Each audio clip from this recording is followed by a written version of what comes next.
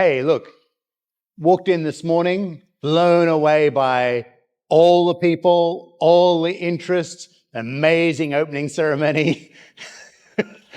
Chairman Wong, so creative, come up with all this thing, just brilliant.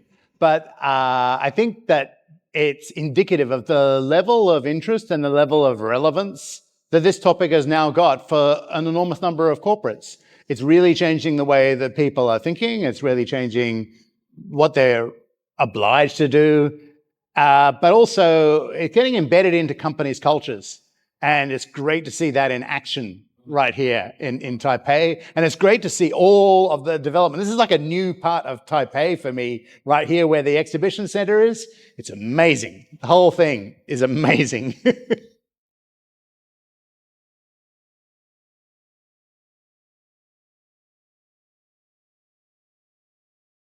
Oh, good question.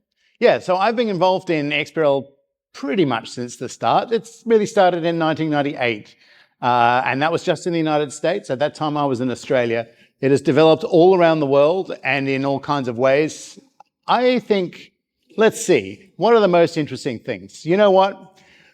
The purpose of digital reporting is to provide decision-useful information to companies, to regulators, to policymakers, but most importantly to investors. And I think that the most interesting things have been first of all, the fact that governments and regulators around the world have said, oh, wait, we need to make sure that there is a digital representation of this information. So we've seen these really very substantial mandates. We saw one here in Taiwan in 2010, if I remember correctly. Massive one in the United States back in 2008, 2009. There are billions of pieces of information that are being provided by companies. It's their company story in a digital form that can be consumed by investors. That's really exciting. And that's happening in 70 countries across the world. That's terrific, which means there's about 130 to go, but it's an amazing start, right? That's fantastic. But right now, because of all the AI developments, this stuff just got much more interesting. The role of people involved in data, the role of people involved in analyzing data. I mean, life got easier and harder and more complicated, but more interesting because of these new AI technologies and what they mean. That allow people to interrogate information in new ways and look across information in ways that perhaps in the past you never could. So I think we're not far away from a day, maybe it's 2 years, maybe it's 5 years. It's hard to work out how quickly this all is moving, but it is really fast. But we're not far away from a day in which any company anywhere in the world that has produced some structured information, it's going to get consumed. And we're going to have really intelligent tools that are going to be looking at that information, making assessments about the relative performance of a particular company. They'll be bucketing that company with peers. They'll be looking at that company as an outlier or as an outperformer. They'll be trying to work out what they should be doing with that. And I think that's going to change a lot of the way that finance works. I think it's going to change a lot of the way that we are comparing information. The fact that at the same time, and okay, it'll take a little while, we've got structured sustainability information coming into that picture. That's another game changer. It means that we get the full picture of the company, not just narrow financials. And whether that's assessing, the sentiment about that company's view of the world, about how climate change is going to impact their operations versus one of their competitors, or whether it's going to be just looking at the relative financials of companies across the semiconductor industry instantly, right around the world, big guys, little guys, really having a great understanding. That's really, really impactful. We're not quite there. It's going to take a little while, but AI is hugely accessible. We just have to make sure that all of the information is discoverable. We need to know, hey, there's this hot new company in Taipei. It's on the outskirts. It's on the suburbs. They've only been in business for 3 years. And hey, if I'm an investor in London or in Frankfurt or in Tokyo, I might not never have heard of them. But these kinds of tools are going to surface performance, and they're going to surface interesting things. And that's amazing. And that's a pretty incredible time to be living in, isn't it?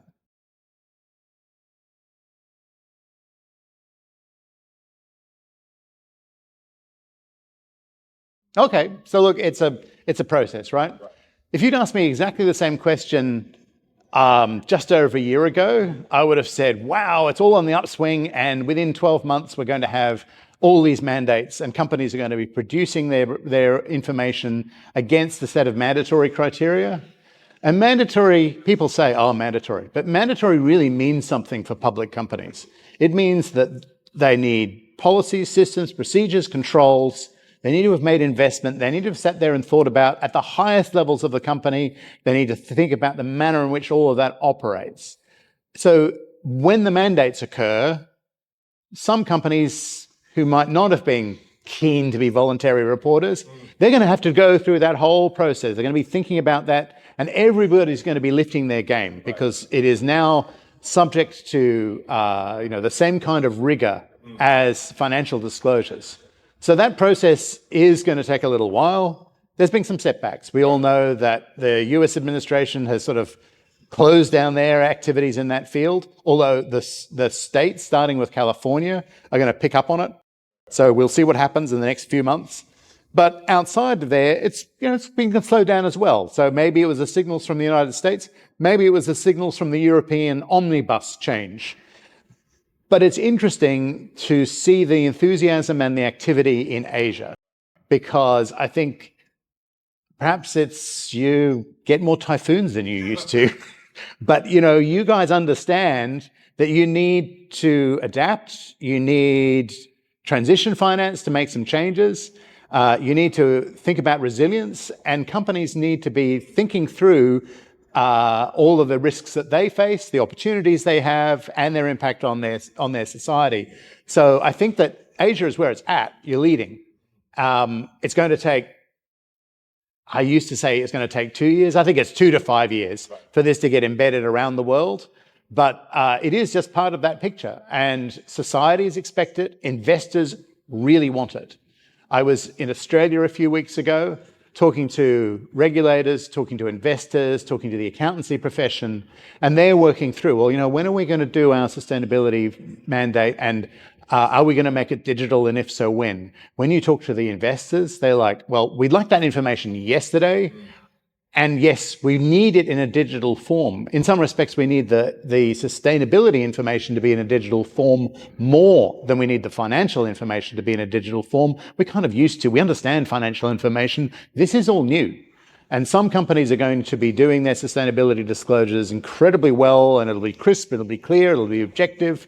And others, they'll have a learning path.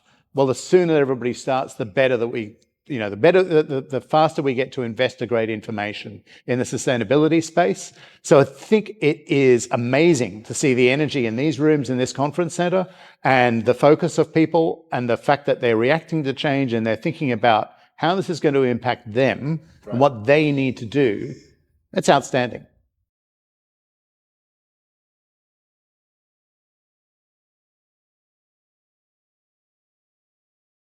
Okay, so great question.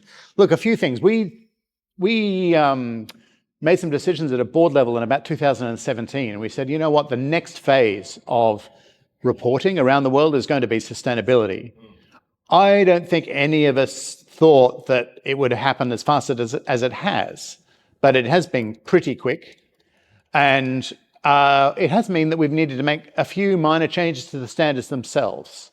So we need to be able to measure physical things. We used to just measure money. Now we need to be able to measure, emissions. We need to understand power. We've got a range of actual physical representation of energy and other impacts that have to be measured and have to be provided in a digital fashion. So, okay, they got done.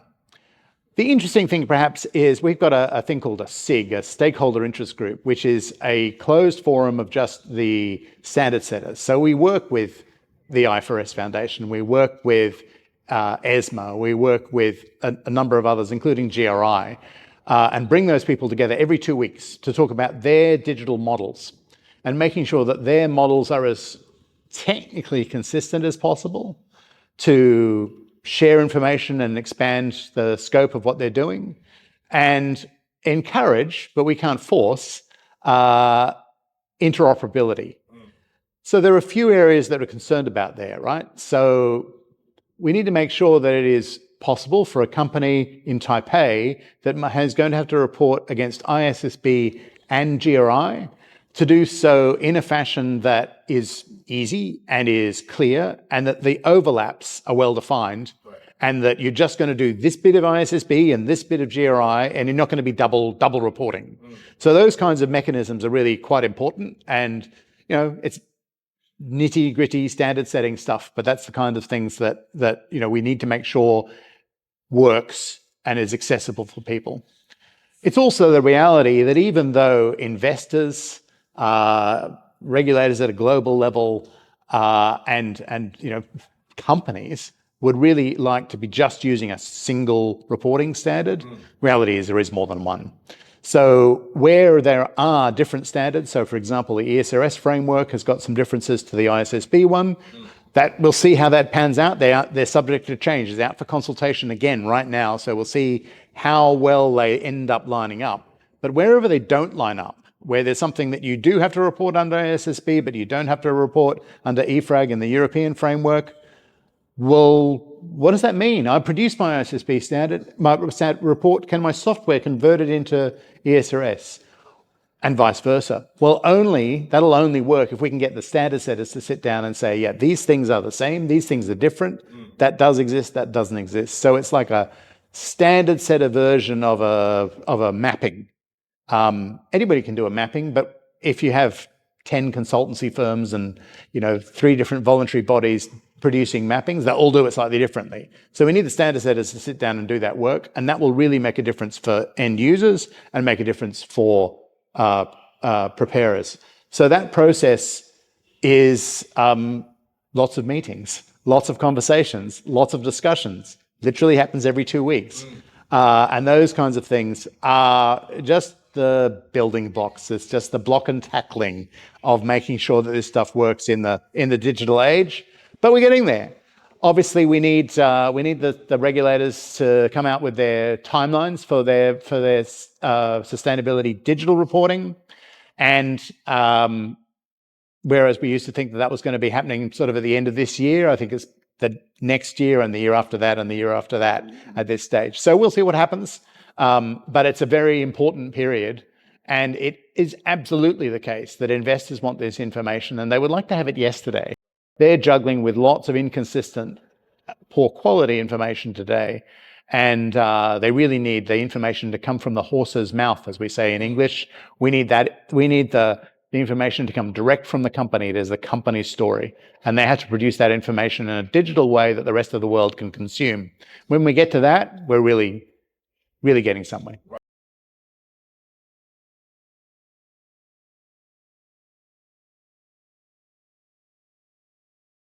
Sure. Well, I think the main issue, I mentioned it earlier, but I think the main issue for companies is that they actually have to sit down and think in a really disciplined fashion about their sustainability disclosures. Those disclosures now have to cover the whole company, not just this division. They have to cover and be sufficiently accurate that they can get audit sign-off on these things. That's starting off gently, but it will end up with the same level of rigor as their financial statements are disclosed with. So they need new systems. They have to have formal policies signed off at a board level, procedures, training, and controls, all built into that process. Now, if they think about the digital aspect of that, when they're doing that, they're going to be in a really good place, because the regulators and markets are asking for that information in digital form, and it'll almost be just the byproduct of that work. If they have to come back to that and rethink some of those policy systems and procedures later on, well, that's kind of rework. So we'd encourage people to think about that up front. But, the process of producing a digital report about sustainability disclosure, is very, very similar to one producing a financial disclosure. We encourage very much people to look at the increasingly intelligent systems that can get you system-to-system transfer of information. So when a company has got a system inside in-house that is producing climate emissions data, Scope 1 data, for example, then that process is great. But if you then produce it on paper or as a PDF and then have to put it into a different system to make it digital consumable by market, well, I mean, that was a waste. So if you can get that process end to end, that's a win. That will lower your investments overall. It'll lower the amount of effort you have to make go to in that process. So it's a good investment up front. There's lots and lots of different software in the world, but we think that that process is likely to be a more effective approach to informing markets than the old process of producing something on paper and then converting it into a digital form that a regulator can consume and a market can consume. That's a little bit like taking a photo with my digital camera that sits in my phone. Click, here's a photo of you. Oh, what do I do with it now? I'm going to take it down to the chemist, to the pharmacy, to get it printed out on a piece of paper, because that's the way that you used to work with analog photography. Well, let's not do that. Let's just stick with everything digital from the beginning, right? So I think it's more a mindset change than anything else, but that's something for companies to think about.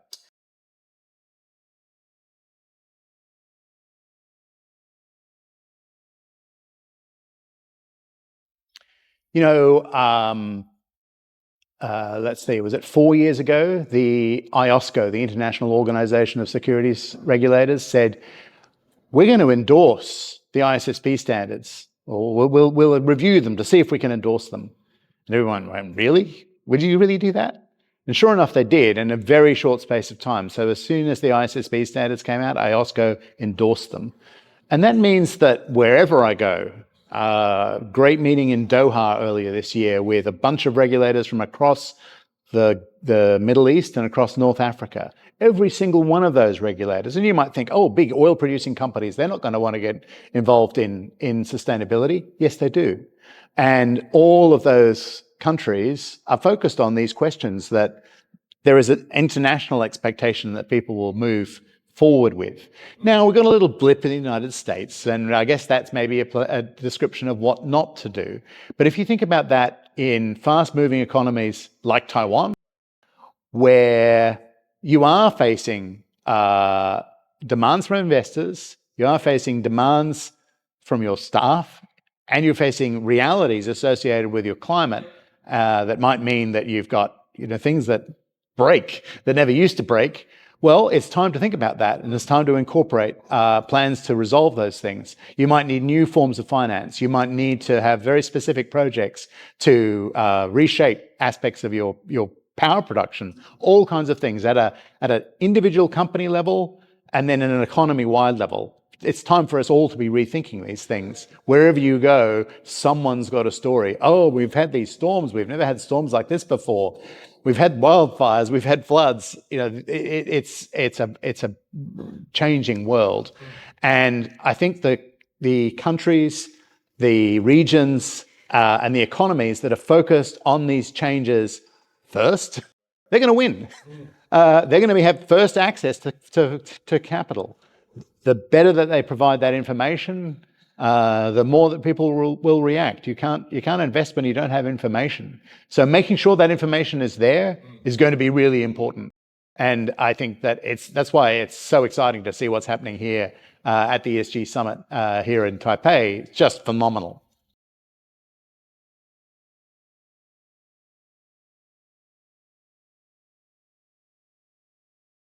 I think just one thing.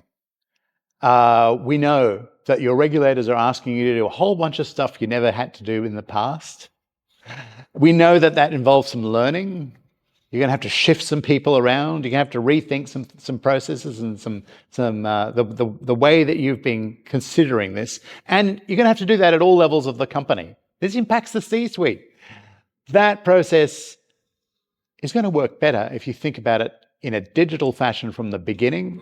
You want your numbers and your story and your narrative to be in the hands of your investors directly from you. And today we do that in a digital fashion. So let's think about that process up front. It's just a small, like a 1% increment on a bunch of other changes that you're going to have to do anyway, but it will make your life easier. So good luck, and thank you for all your work.